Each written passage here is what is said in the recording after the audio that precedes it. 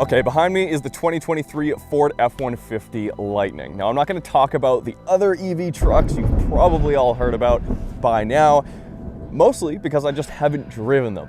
What did spike my interest, however, is the fact that Ford is simultaneously selling the Lightning and the Raptor R. Can you think of another manufacturer that is currently selling the same model, but to two completely different buyers with different mindsets? One, the Lightning, is a utilitarian workhorse built to satisfy and follow current market trends, whereas the other is its sole focus is to stuff the biggest gasoline-powered engine under the hood, just turning your cash into noise. That is its only goal. It's completely ridiculous. Now, the real question is this a sign of an internal tug of war at Ford, or is it a strategic long-term play to cater to the broadest truck audience possible? Let's find out.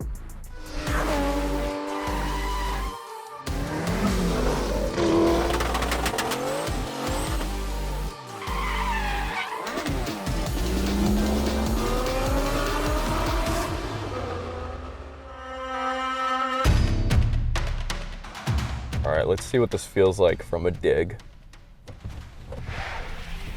Wheel spin all the way up to 50 miles an hour. That's well past 60 miles an hour. It is so fast, so ridiculously fast. A lot less drama here though. So how similar are they? Now, we can start with the price. The F-150 Lightning I'm driving today is a Platinum. So top spec here in Canada. As tested here, $123,000 Canadian or $95,000 USD. The Raptor R is significantly more, $163,000 Canadian or $112,000 USD. Of course, they're completely different trucks. Like I mentioned in the intro, they have completely different buyers, totally different use case scenarios, strengths and weaknesses. So just like on the surface, spec-wise, how different are they? So the Platinum I'm driving only comes with the extended battery. So there are two different batteries you can get with the Lightning. The standard range battery, which gets you 280 miles, and then the extended range, which gets you 320 miles, except for the Platinum here, and we'll get into some of the features that cause this, but this range here drops 20 miles. So here in the Platinum, 300-mile range, which I will get to in a short bit, is not so far off actually what the Raptor R will do due in part to the fact that it is sucking down just an immense amount of fuel. I love that truck. It's so much fun. It's so loud. And on the surface, that's the biggest difference. It's the character of the truck and how you drive it.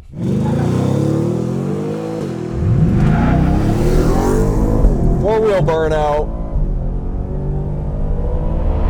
When you look at the numbers on paper, the Lightning weighs 6,800 pounds. The Raptor R, 800 pounds lighter, which is insane because side by side, the Raptor R is so much bigger, has such a more impressive stance than the Lightning.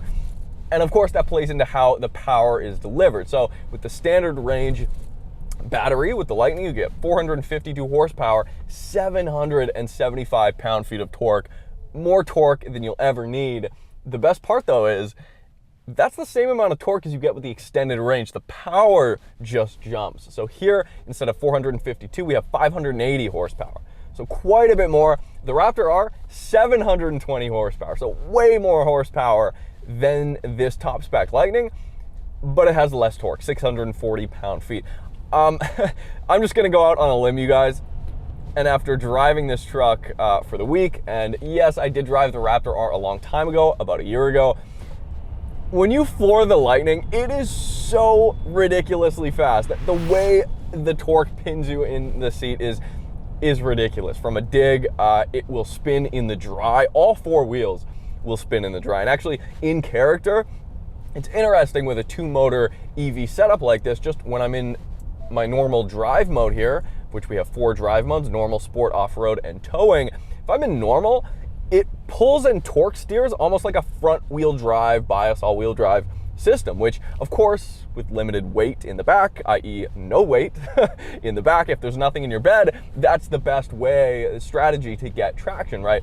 Now, it will do that. So it'll torque steer. I mean, it's crazy. There's so much torque, and there's no way I could tell you which truck is quicker in any given kind of on-street scenario. They're both ridiculously fast. The big difference though, and I mentioned this with the weight, is that the Raptor R, with its suspension especially, because it's catered towards that kind of higher speed off-road environment, it has 13 inches of ground clearance, whereas this only has 8.3 inches of ground clearance. And that's part of the reason why the Raptor R is so much more menacing on the surface and when you see it on the road.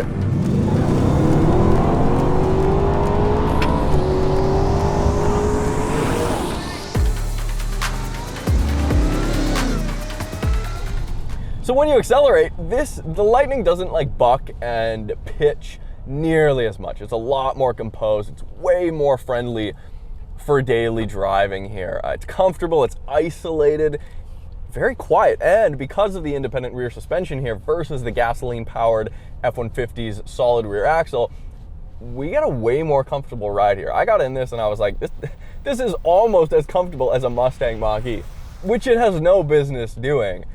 On paper, 0 to 60 here is 4 seconds.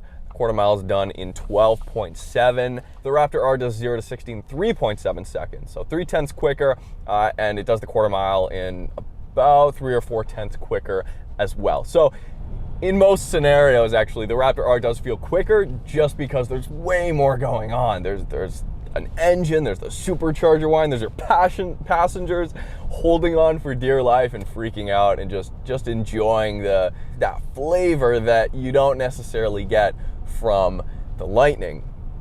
So what are you sacrificing for those spine-crushing moments and fun that you're gonna have, just uncontrollable laughter, as you guys saw when I drove the Raptor R? Well, you sacrifice range because you're burning so much fuel.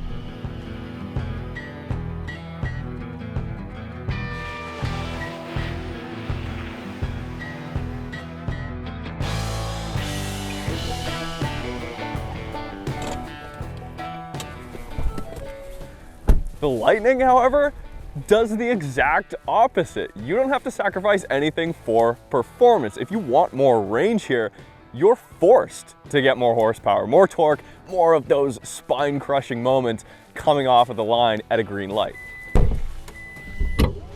Imagine that though, a world where practical people are forced to have fun. I absolutely love that. You know, get them off the couch, loosen up a little bit, take life a little less serious. This is where I think at least the Lightning and F-150 Raptor R converge a little bit, where the audiences converge a little bit, right? The Lightning has the potential, I think, to introduce a broader audience at large to performance in general. And I could potentially see a future, 10, 20 years from now, where those same people who also, all their friends have EV trucks, and the 0 to 60 party trick has gotten boring, and to some of us it already has, maybe, just maybe, they'll begin to look for something more, something with more noise. Hey, what do you know? It already exists. You missed it at the time, and now it's worth 10 times more than it was, the Raptor R. Or not. Or 10 years from now, 20 years from now, nobody cares about the Raptor R. We'll wait and see. Thing is, the Raptor R is already a classic. It's a rare breed. It's just what the people want today, right? While Ford has been quickly slowing down production of the Lightning, the R is consistently trading well above MSRP in the used market a year after launch. The people have spoken.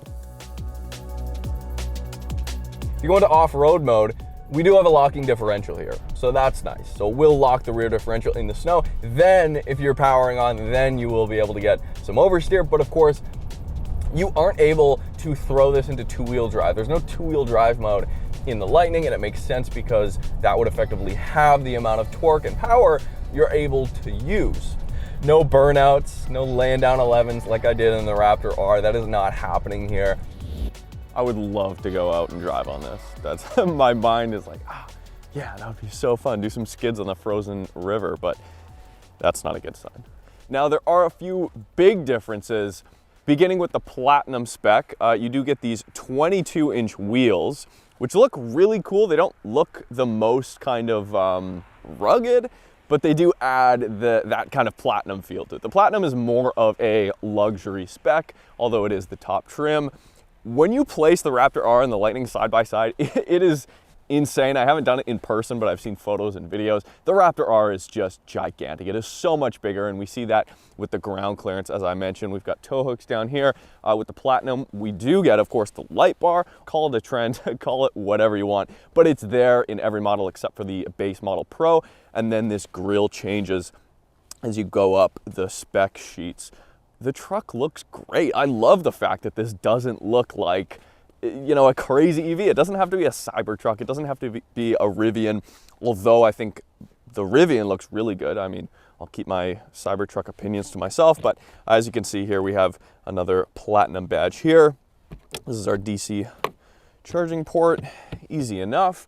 Hit this button and open the frunk. Of course, this is where that massive 5.2 liter supercharged V8 would be, but of course, this is a practical vehicle, as I mentioned. So we've got our 120 volt, 20 amp outlets here, huge amount of outlets throughout the truck.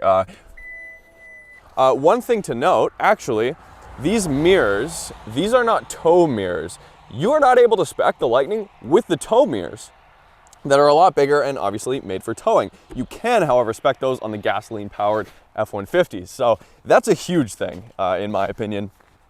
Coming around back here, we do have the same LED light strip on the rear, kind of to match the front, and of course, big blue Lightning on the side here. This, you have to go with the Lariat. XLT and Pro, those lower tier models, do not get this rear light bar. Which isn't too big of a deal. It just makes it look a little bit more like an EV, like it's electric. And then of course, this pops out. You have your steps here, that's easy enough. And then over here, a bunch more outlets. And then if I just lift this up, it will continue the rest myself. So let's head on to the interior and see what else we can find. So yeah, the Platinum trim, of course, comes with the semi-aniline leather seats. It also comes with the 18-speaker Bang & Olufsen sound system, which it's the only way to get that sound system, is to go with the Platinum. It also has, look at this, speakers in the headrests. A lot better integrated here than was in the Yukon Denali I drove a while ago. Great seats, super comfortable. Unfortunately, only two-way lumbar, not four-way lumbar here. For $123,000 Canadian. We got some Alcantara here, a bunch of leather here, looks great. And of course, you'll notice the 15.5 inch display here. This is huge. We saw it in the Expedition and a couple of other Fords, the Mustang Mach-E as well, but you can't spec the Raptor R with this. So that is one thing. Although, if you're like me and you prefer your HVAC to be real buttons and accessible 100% of the time, maybe the Raptor R setup is better for you. I'm not sure. I kind of, you know, I can get used to either. It doesn't really matter. It just depends on the tech you want. Got glove box here. You've got some nice brushed aluminum. And again, a couple of wood trim pieces that you don't get on the lower tier models. Got some plugs here. We get wireless charging. Of course, this, much like the Raptor. And then, of course, the Platinum, you do get some extra leather. You get the leather on the shift knob here and on the center console here. All the models come with the leather trim steering wheel, which I would hope for the base price. But there's just a little bit more luxury here than in the Raptor R. Of course, we do not have a lot of the orange going on. And of course, there's no paddles. There's a lot less interaction going on here. The Lightning makes everything easy. And we have the moonroof.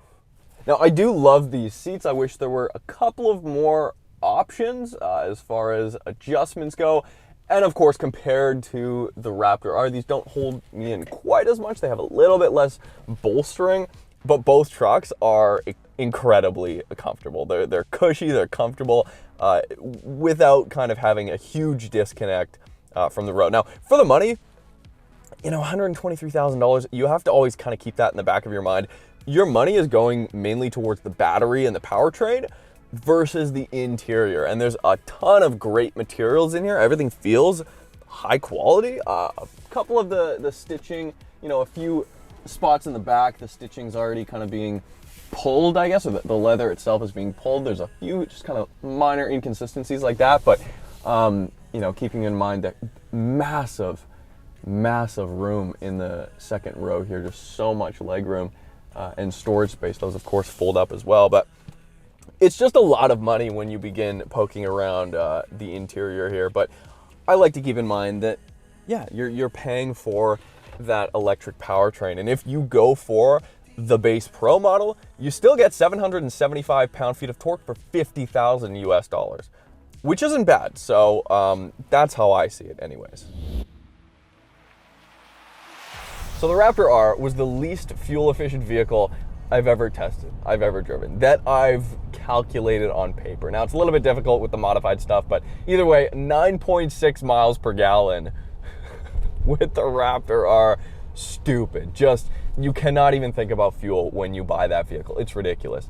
Because of that, Ford equipped that truck with a 136-liter fuel tank so that it won't affect the range as much. So the range with a full tank, 528 kilometers when you look at the dash once you filled it up. So during my week, I only used 92% of the projected full 528 kilometer range, yet I burned through 87% of the fuel tank. So I actually beat the projected range by 5% of what the Raptor R thought I was gonna burn. And you guys saw the video, or if you didn't, the link is in the description.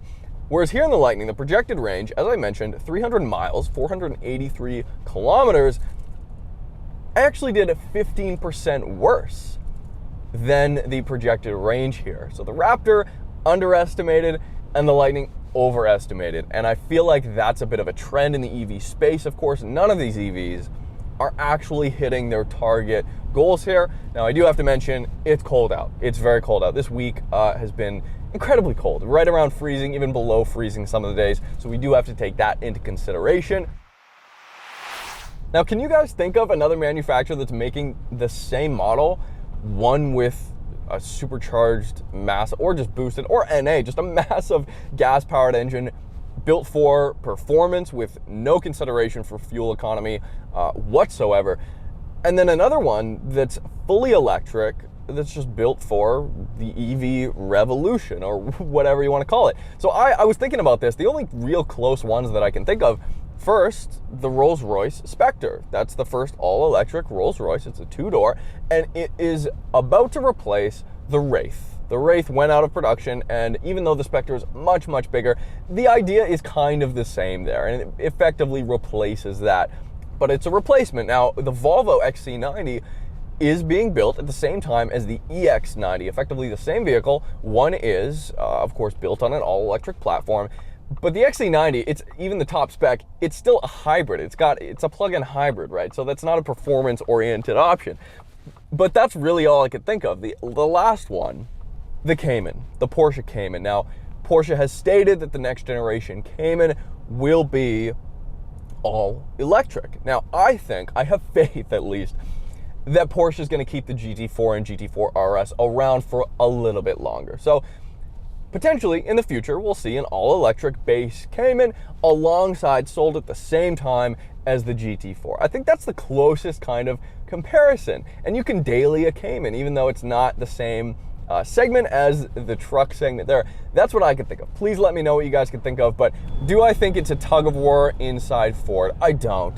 Do I think it's a long-term strategy here to get the most truck buyers possible into an F-150? Yeah, that's what I think it is. And judging by the fact that recently Ford has stated that they're gonna, they're happy to keep the 5.0, the V8, in the Mustang for as long as possible. They'll keep gasoline-powered enthusiast cars around as long as we will buy them. That leads me to believe that Ford's gonna continue building the Raptor R for a long time. If they don't build it in that fashion, they'll continue building gasoline-powered off-road trucks for a long time, alongside, of course, the Lightning, which is not going anywhere. So we have already seen, though, Von Gittin Jr., RTR, collaborating with Ford to create, I forget what they named it, but it was effectively a Raptor Lightning. And yeah, of course, that's inevitable. Ford's gonna build that by themselves. So we'll see that. Will it replace the Raptor R anytime soon? I really don't think so. The need and the want, the desire for that theater, those noises just isn't going away anytime soon. So thanks guys for watching. That's the Lightning, that's the Raptor R. Take your pick. I think it's obvious. I'm going with the Raptor R. Please subscribe if you guys haven't already. We'll see you soon.